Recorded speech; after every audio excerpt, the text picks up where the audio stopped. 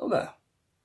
It's been quite a while since I've chosen to upload anything to this channel, and I've been away for quite a bit. However, I've decided today I'm coming back. But I thought I'd come back with something that I haven't actually done before, and I decided today that I'm going to make an advice video regarding the 7-string guitar, mainly if you're somebody who's new to the guitar or considering getting one, advice on the guitar itself, as well as trying to debunk and kind of dispel a few misconceptions that you may have or you may have heard from another player when speaking about the instrument.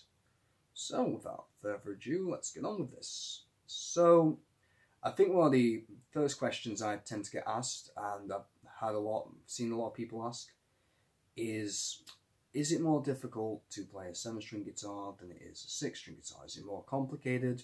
Is there a big learning curve? Do I need to be so good on a 6-string guitar to play a 7-string guitar? So, not really a misconception, but a commonly asked question, definitely something you'd be interested in knowing if you're just trying to pick it up. So, I think the honest answer, as far as I'm concerned, is there a learning curve? Well, yes there is. Is it steep, vast and complicated?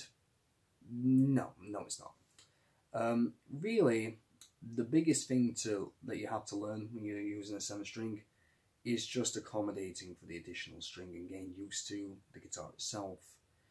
Now, when it comes to actually, how it translates from 6 to 7 and the things that you might have learned on a 6 versus a 7, a lot of it is very much the same. In fact, you even have a note on the 6-string guitar that is the same as the note you gain on the 7.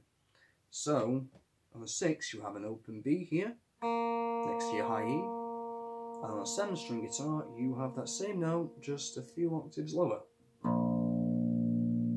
So, the reason why I bring this up is that if you have learned the notes and relations on that B string, then you know the notes and relations on this string here. It's the same thing. And the same kind of goes for how your intervals relate and how your octaves relate. So, for example, if I was playing on a 6-string guitar and somebody said to me, can you play me let's say, I'm going to go with an A chord for the simplest example. I'd say, okay, what, on the E string? So yeah, okay. So you can get this chord on the E string, it's like this, playing the 5th fret of the E. Now, if you wanted that same chord, but you wanted to move it across to the next string along your A string, you can get that same voicing of that chord, that A, by playing the open string, just like that. Now, if we're to translate that same principle to a 7-string, it translates exactly the same. So in this case, we're going to go for, let's say an E chord, as it's the same note as this open string here. You'd find it on the 5th fret of your B. And then if you wanted to move that chord over to your E string and have that same octave, just move it to the open. So it's the same relation. It's not unfamiliar, not uncommon if you know how to do that. And it's definitely something I'd recommend knowing if you were playing a 6-string in any case, let alone a 7. So really, like I said, the only, I'd say, big learning curve is getting used to accommodating for having this extra string here. And that just simply comes with time and practice. Some people have different methods. What I did when I was trying to adapt to it is actually played a lot of songs as though I was just playing a standard 6, but ignoring, or rather avoiding, this B string, accommodating for it. So I might just play, something very simple, like, I don't know, a D, C, G progression.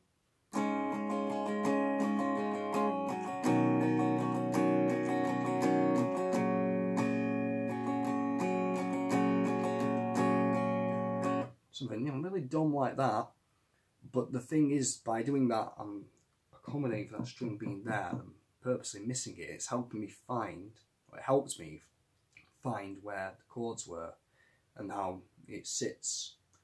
You may find it easier to do something else, but that was how I learned. Now, another common misconception, or the first misconception rather, I think that you do get when we speak about 7 strings, is that they're an instrument primarily used for metal and that's their only application. You can only use this guitar for metal. They're even named after metal. Look, this is an iron label, it must be for metal. Now, of course, because the instrument is lower tuned and loaded with the kind of pickups and hardware, it can definitely do that. It can definitely enable that kind of sound, but it doesn't mean it has to. It doesn't mean that it can only be used for that. So I'm just going to play you a very quick example of something that's not metal at all, using a clean channel you've just heard.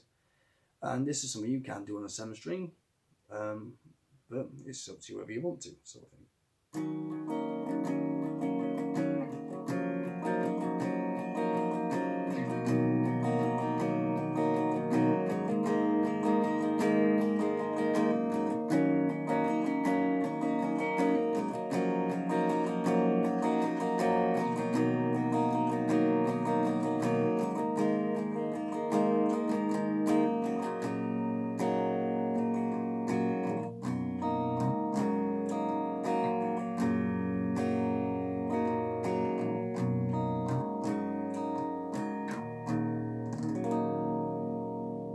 So, as you can hear, I'm using the low B string there, but I'm purposing it to something that's definitely not what you stereotypically expect.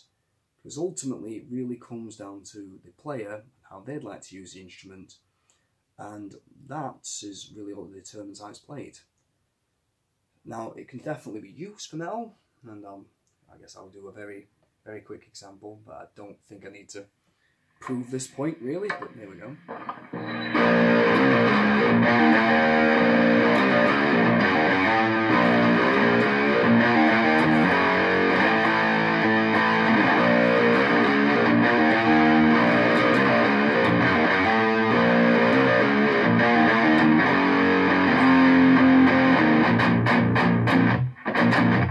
So it's definitely an option, but that's kind of the way I choose to think of it, is it's an option. You have it there and you can use it as much as you'd like or as little as you'd like.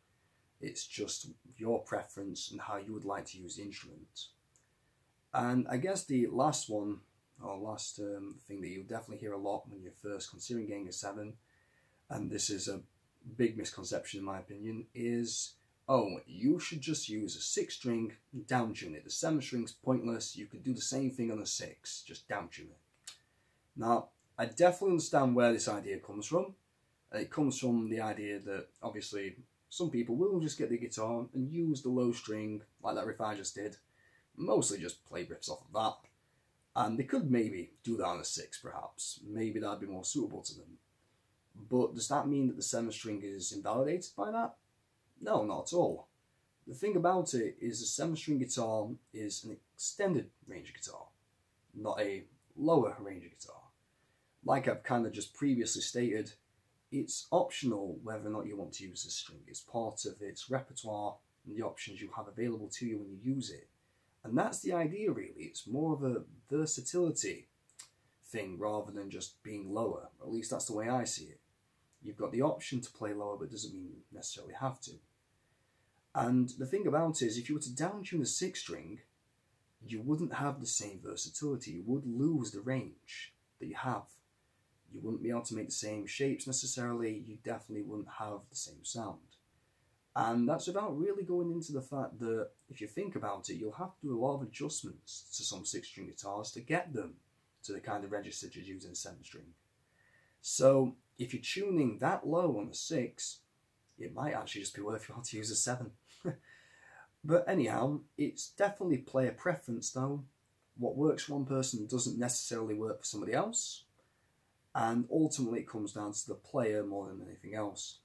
But the point I'm trying to get at here is it's definitely not worth dismissing the idea solely based on one opinion. Anyway, I hope this was helpful, and I'll see you in another 9 months. Bye now.